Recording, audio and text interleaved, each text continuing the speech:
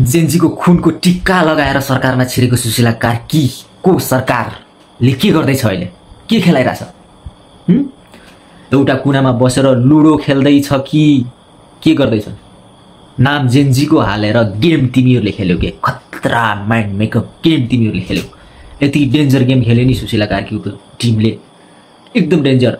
शेरेले आफूलाई पार्टीबाट निकाल्यो भन्दैमा तिमीले उसको रिस नेपाली जनतामाथि पुग्यो, जेन्जीमाथि। त्यही पनि जेन्जीको नाम लिएर, जेन्जीको नाम बदनाम गरेर है गेम तिमीले खेल्यौ। एकदमै खतरनाक गेम खेल्यौ तिमीले। यतिको गेम खेल्ने मान्छे त केपी शर्मा ओली पनि थिएनन्। तिमी त्यति खतरनाक गेम खेल्दो रहेछौ। हेरौँला फागुन 21मा चुनाव कसरी हुन्छ। न त फागुन 21मा चुनाव हुन्छ, न त तिमीहरूको सरकार नै रहन्छ।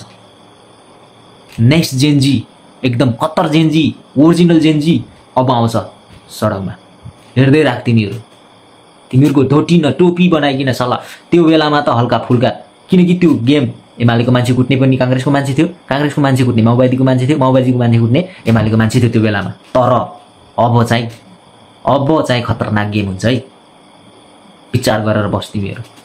एउटा महावीर पुनलाई ल्याइकिन वावाई पाउँदैनस् तिमीहरू। त्यो लाटो सोझो मगर मान्छेलाई लिएर फुक्का साला।